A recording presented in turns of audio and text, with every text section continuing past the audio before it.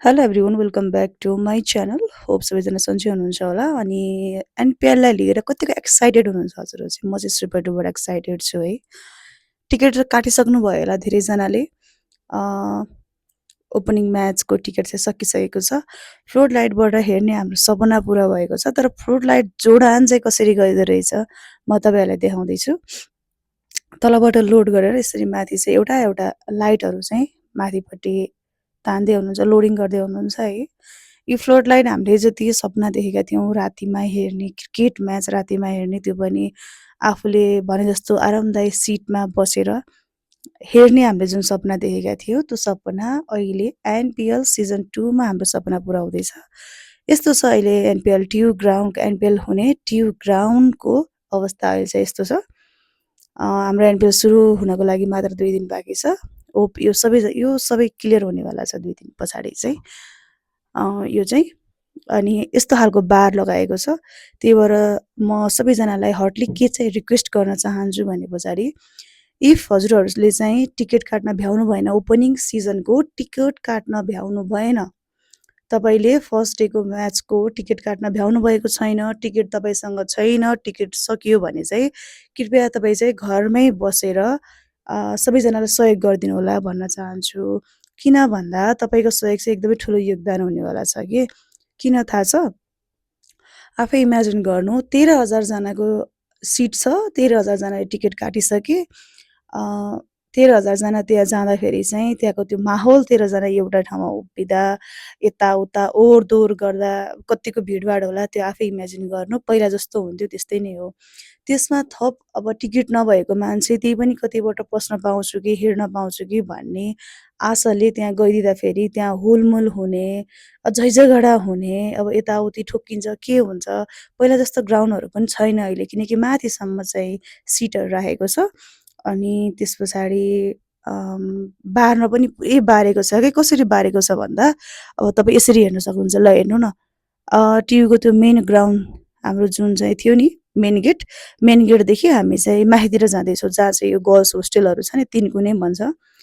त्यो साइड चाहिँ हामी जाँदैछौँ। त्यहाँ हेर्न सक्नुहुन्छ तपाईँले पुरै बारेको छ के। यसरी टिनले बारेको छ। यो चाहिँ लगभग हाम्रो हाइटभन्दा नर्मल यो 6-7 फिट अझै अग्लो छ यो टिन चाहिँ। अलि अग्लै छ यो टिन, हेर्दा भिडियोमा हेर्दा अलिक सानो देखिएछ।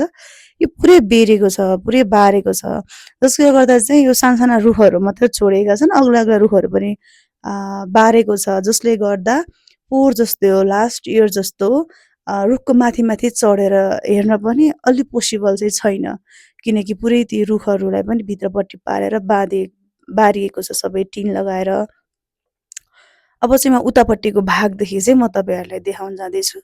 अहिले चाहिँ म 3 कुनेतिर जाँदैछु। तपाईँले देख्न सक्नुहुन्छ यो गर्ल्स होस्टेलहरू, टियुको यो गर्ल्स होस्टेल, बोइज होस्टेल। यतापट्टि चाहिँ एउटा आयुर्वेदिक एउटा हस्पिटल छ।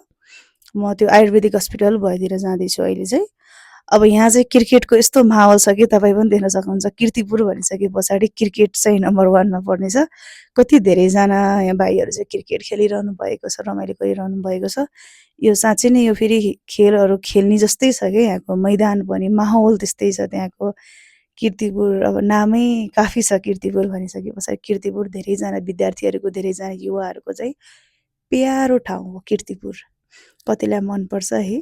अब मलाई त्यो बाटो हिँड्दा पनि एकदमै मनपर्छ फेरि मलाई यो यहाँको यो कीर्तिपुरको यो जुन चाहिँ यो भित्रको जङ्गलको बाटो छ, यो बाटो चाहिँ एकदमै हिँड्न चाहिँ मजा आउने खालको बाटो छ कि। धेरैलाई रमाइलो लाग्छ होला। मर्निङ वाकहरू, इभिनिङ वाकहरू गर्न चाहिँ धेरैजना आउनुहुन्छ। अहिले चाहिँ हामी त्यहाँ 3 कुनेबाट ठ्याक्क फर्केर अब तलतिर जाँदैछौँ। 3 कुनेबाट तल्लो साइड जान लाट्यो। म चाहिँ तपाईँलाई तलबाट चाहिँ ल यो चाहिँ यो अर्को साइड हो है। यो चाहिँ जहाँ हामी 3 कुनेको बाटो मेन गेटबाट नगएर पहिला हामी जाने गर्थ्यौँ यो आयुर्वेदिक हस्पिटलको भित्रबाट हामी छिरेर जाने गर्थ्यौँ नि। त्यही साइडबाट खिच्दैछु म। यहाँनिर चाहिँ फ्लड लाइट जडान हुँदैछ अहिले चाहिँ। यतापट्टिका 2 वटा, यतापट्टि गएर 6 वटा, टोटल चाहिँ 6 वटा लाइट जोडान भइसकेको छ। जसमा चाहिँ बल्ब चाहिँ यो खम्बा चाहिँ फिट भइसकेको छ। जसको चाहिँ बल्बहरू चाहिँ फिटिङ हुन बाँकी नै छ, जुन चाहिँ एकदमै द्रुत गतिमा चाहिँ फिटिङहरू चाहिँ भइरहेको छ। तपाईँहरू पनि देख्न सक्नुहुन्छ त्यहाँनिर। तर यो बारहरू हेर्न सक्नुहुन्छ एकदमै अग्लो पारेर चाहिँ यो बार गरिएको छ। हुन त अब सिंहदरबार पनि जलाउन सक्ने, संसद भवन तोडफोड गर्न सक्ने हामीलाई त्यो टिनको बार के हो र है? त्यस्तो त भत्काइहालिन्छ हामीलाई कुनै त्यो नौलो कुरा छैन। तैपनि हामी एकदम क्रिकेट प्रेमी, खेल प्रेमी, खेलाडी प्रेमी मान्छे हौँ हामी चाहिँ। सकेसम्म हामी त्यस्ता अनैतिक कामहरू चाहिँ गर्दैनौँ। त्यसैले पहिले जोगिनको लागि चाहिँ यदि टिकट छैन भने घरमै बसौँ, टिभीमा हेरौँ, मोबाइल एपबाट पनि यसपालि हेर्न पाइने सजिलो तरिकाले हेर्न पाइनेछ, त्यो पनि हेरौँ।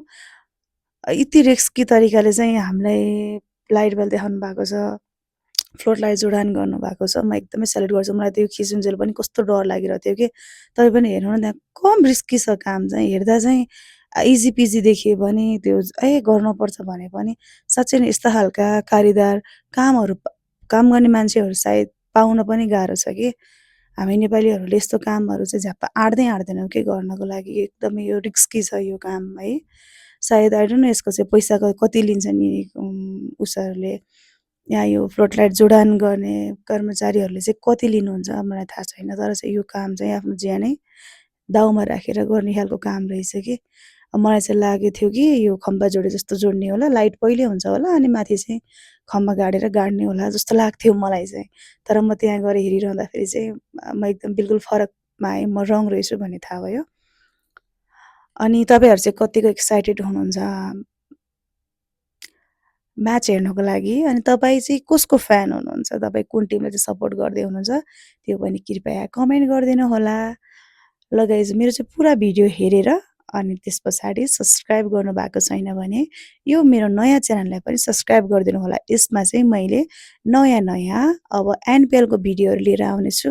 पुरानो भिडियोहरूलाई रिकल गर्न मन छ भने यसमा राखिएका पुराना भिडियोहरू पनि तपाईँले हेर्न सक्नुहुन्छ। र नयाँ भिडियोको लागि चाहिँ कृपया सब्सक्राइब गरेर बेल आइकन पनि बजाउनु होला है त। हस् साथीहरू, तपाईँहरूसँग फेरि भेटौँला।